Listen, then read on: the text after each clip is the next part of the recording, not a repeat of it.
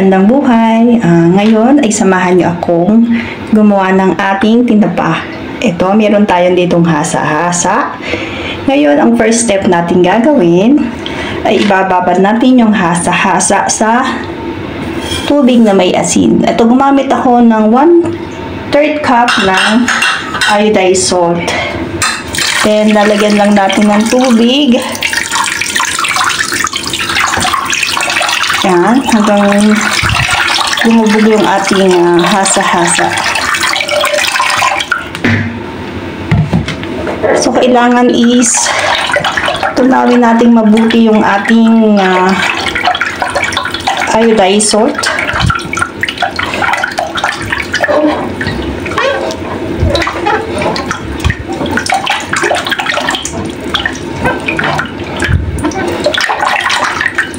Bago natin ilagay yung ating hasa-hasa is kailangan tunawin muna natin. Make sure po na malinis yung ating mga kamay. Yan guys.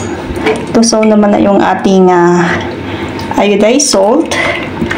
So ilalagay ko na yung ating hasa-hasa.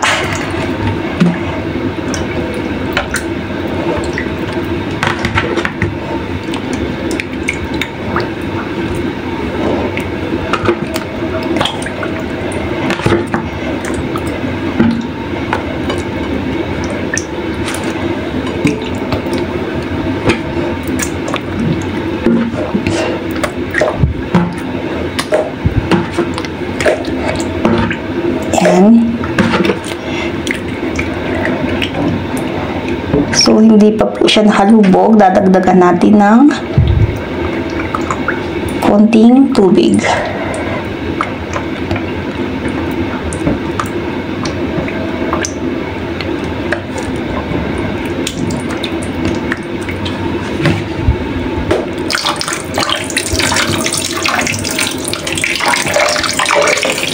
And guys, ibabad lang natin siya ng 1 hour. 1 hour to 2 hours. Yan.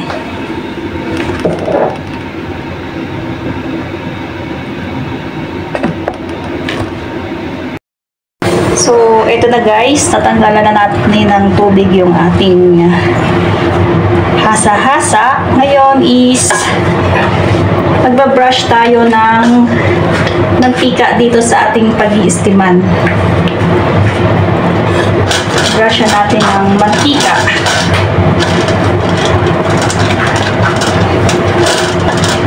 Yan.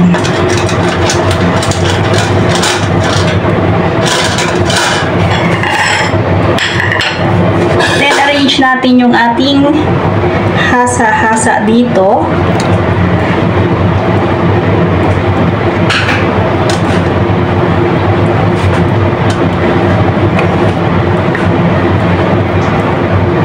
Yan.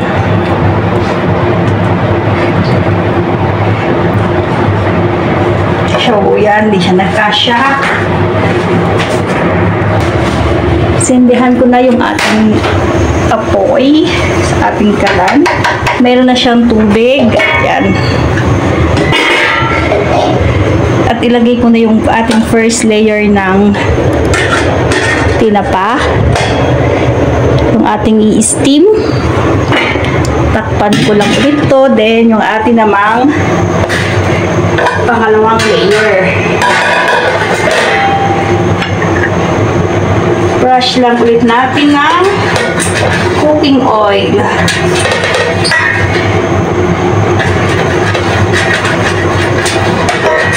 Ito yung second step ng pagtitinapa. First step is ibababad muna natin yung ating mga hasa-hasa sa tubig na may asin. Ang second step ay i-steam natin. So, arrange lang natin.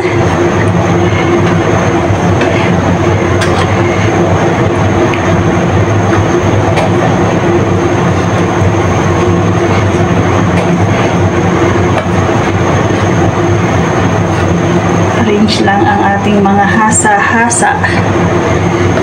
Yan. So, ayan, na-arrange ko na. Ayan yung ating pang second layer ng tinapa. Lagay natin ulit siya dito sa ating steamer. Pakuluan lang natin siya or steam lang natin siya about 20 minutes. Guys.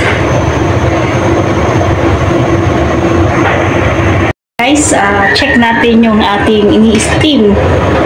So, ayan na ang update sa ating pag-steam. Then, check natin yung ano. Ay. Yan. Ito yung nasa first layer natin. Yan.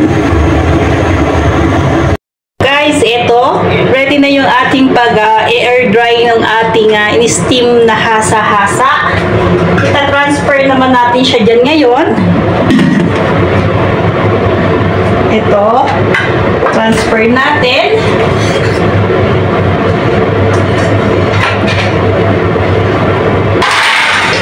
Yan. Yan siya. Kailangan lang is ma-air dry.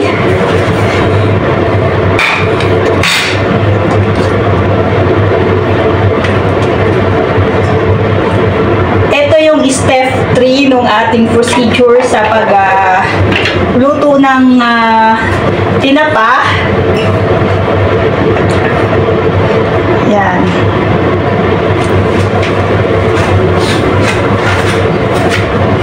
Meron tayong 18 pieces ng tinapa na hasa-hasa dito.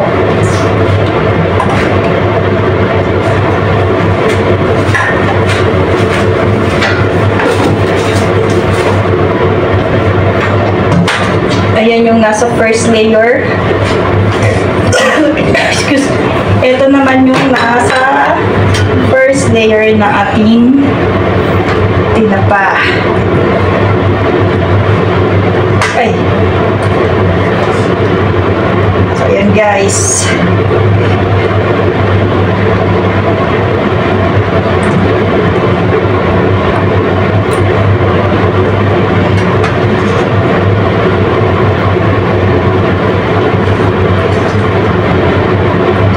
Ayan guys, air dry lang natin. Siguro mga 1 hour natin siyang air dry. Ayan yung ating mga in-steam na hasa-hasa para gawing tinapa. So, eto na guys, na tapos na nating i-air dry yung ating hasa-hasa. Ngayon naman ay papausukan na natin. So, ang gagawin natin ulit is, ayan, ilalagay ulit natin siya sa steamer.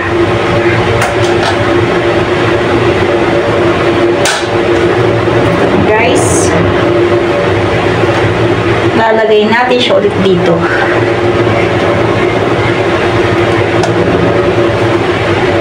Ito naman ang step 4.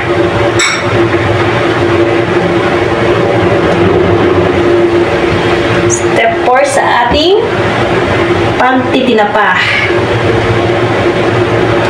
Hindi na siya magkasya. Yan. Ito yung isa natin.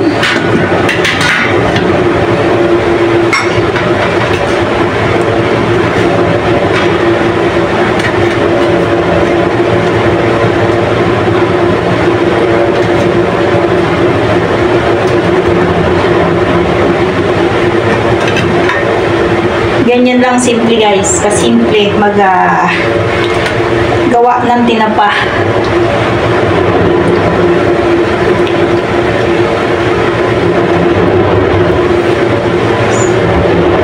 Tablock pala ng ano.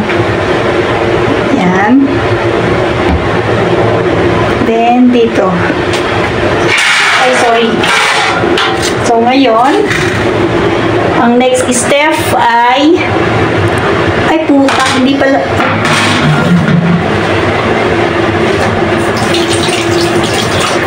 Ang next step natin, dito tayo sa ating steamer. Ayan, meron na po tayong naka-ready na foil dito sa ating steamer. Lalagyan po natin ng foil para hindi masunog yung ating steamer. So ngayon, ilalagay po natin yung bigas. Brown rice po yung ginamit ko kasi ito yung meron kami dito. Pero kahit anong klase naman po ng bigas is po pwede. Then ngayon, isunod natin yung 3 kutsara ng asukal na pula.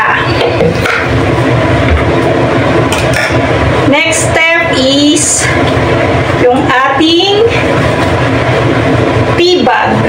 Yung ating tsaa. Yan guys. Ito siya. Ayan, kung makikita nyo. Kahit anong klaseng tea din po yung gamitin nyo dyan.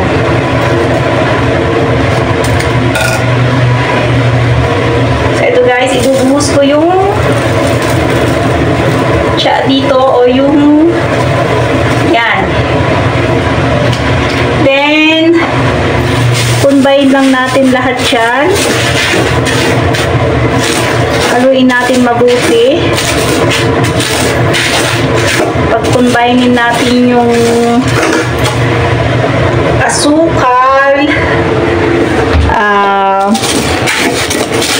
bigas at saka yung tsaa. Ayan.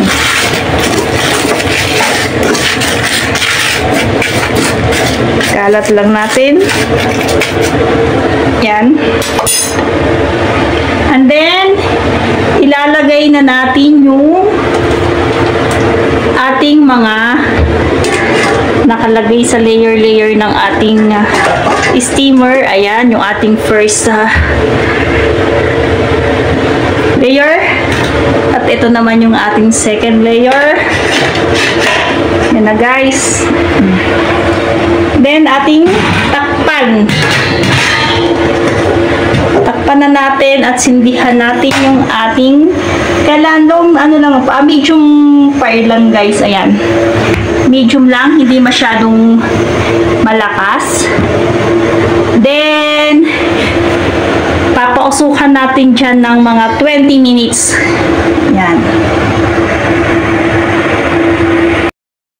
So, ito na guys, naamoy ko na yung ating inilagay sa ilalim na tsaa, asukal at bigas. So, silipin natin. Ayan, umuusok na siya guys. Ayan yung nagpapakulay sa ating tinapa. Umuusok na siya.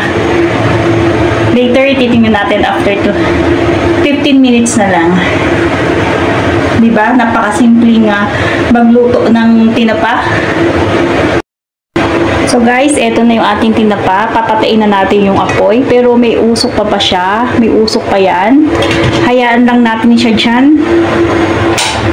Yan.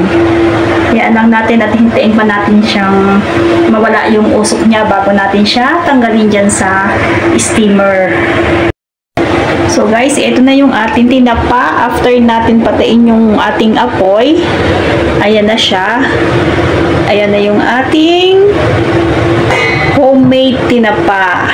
Ayan. Ngayon is i-transfer na natin siya sa lalagyanan. Then guys, i-transfer na natin ating tinapa. Ang bango niya guys. Sobrang dali lang gumawa ng ating tinapa. Lalong-lalo na tayong dito sa ibang bansa. Madalang lang tayong makakita ng tinapa. Kung magka-crave tayo is madali lang. Kayang-kaya nating gawin sa ating mga bahay.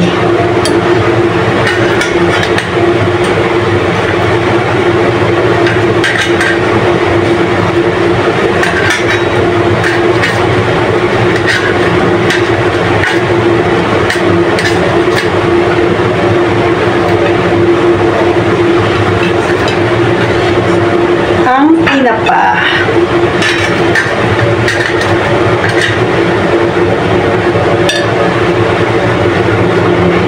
Ayan. Diba? Meron na tayong tinapa. Napakadali lang lutuin.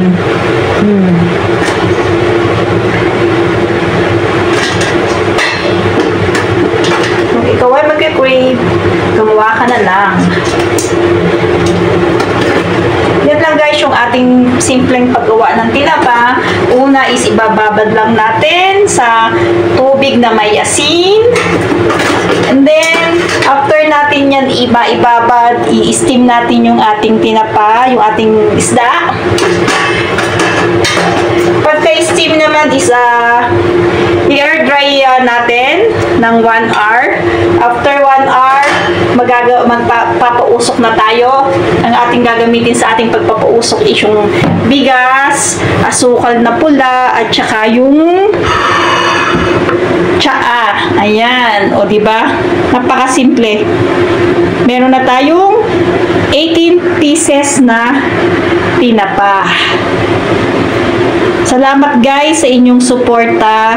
Sana nakarating kayo sa dulo ng aking video at sana may natutunan kayo sa aking paggawa ng tinapa. Kaya maraming salamat sa inyong suporta. Thank you so much. God bless.